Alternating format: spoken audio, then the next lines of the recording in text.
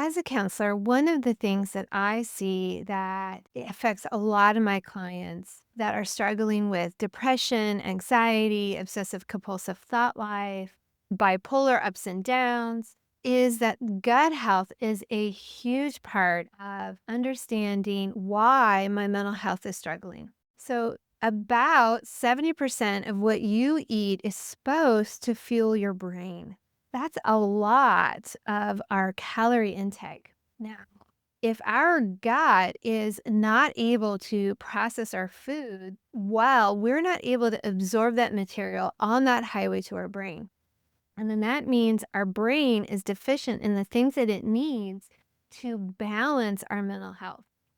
Over the last couple of years, I really was questioning why is it that some of my clients don't get better? I do all kinds of amazing, great therapy that works for 75, 80% of my clients, but I've got that last 10 or 20% of people that don't get better. And so that created a hunger in me to know more and to discover. This is Melissa Kelly with Rising Hope Counseling, and I'm so excited to bring to you how to improve your mental health by focusing on your gut health. So, one of the things that I've done is a deep dive into what we call nutritional psychology. And that's understanding how the microbiome of our gut and the foods that we're eating have an effect on our mental health. I have really began to understand that the food landscape we live in that is all produced and made by major corporations really don't have our best interest at heart. Their desire is to get us to eat more of the products that they make so they can sell more. And that all goes back to the wheat that was produced in the 1970s that actually makes us want more. It's an adverse side effect. Did you know that when you eat Oreos, when you eat M&Ms, when you eat your favorite chocolate cake, all of those things are going to have sugar in them. And when they do, it lights up that opiate center of our brain. Now, manufactured foods versus homemade foods are even going to light them up more. They're filled with all kinds of chemicals designed to make you want to eat more and feel good when you eat it. Now, a lot of those foods are just having a total inflammation causing process on our body. Recently, I was talking to someone from my church who was telling me that her husband has been struggling with back pain for 13 years, had all kinds of tests and medications, and nobody could figure out what was going on. And recently, they had heard about a connection to maybe some gluten sensitivity. And he actually went off gluten for their vacation, and it was the first time he didn't have back pain. And so he's now gone gluten free. Now, my case is yes, 20 years ago, I was a little bit of a roller coaster every day during the day, ups and downs, depending on what I was eating. I didn't realize that my body is super sensitive to lots of things that are causing this inflammation in my body that then affects my mental health.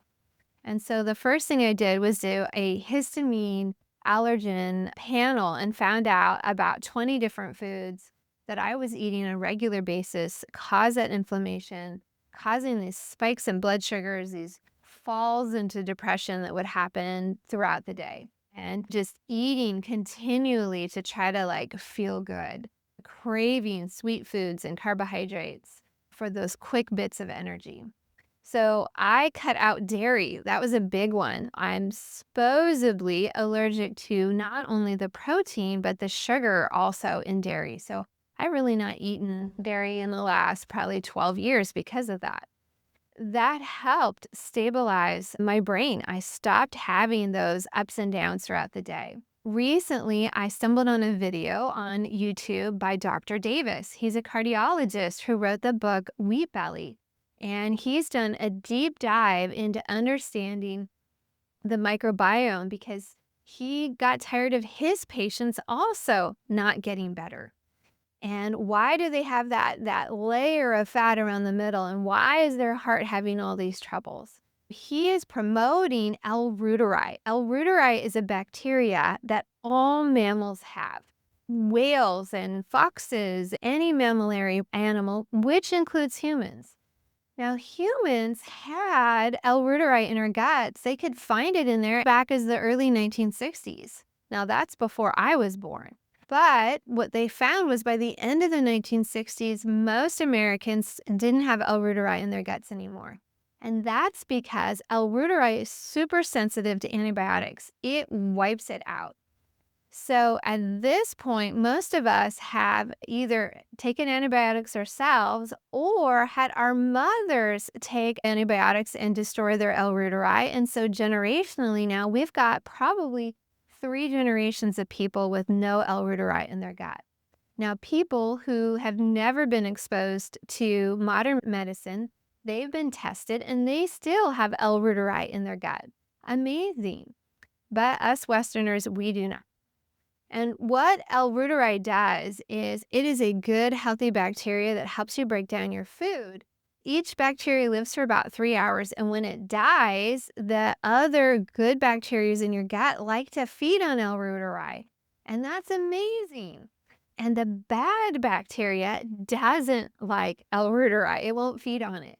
So that makes less available resources for the bad bacteria.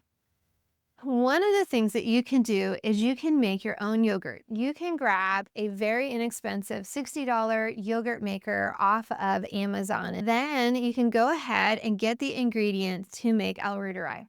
I ordered from Dr. Davis's website, especially blended L-Reuteri that's really high quality. Now you might be asking, why can't I just take the pill? And you can take the pill, but what happens is it only has so much bacteria in this little tiny capsule that you can swallow.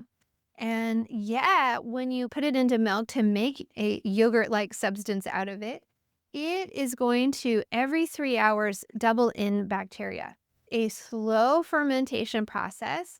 They recommend 36 hours for a nice sour yogurt experience. That half a cup or so of yogurt that you're going to eat is going to have hundreds of thousands of more of the L-Reuteri in it than you can fit in one capsule.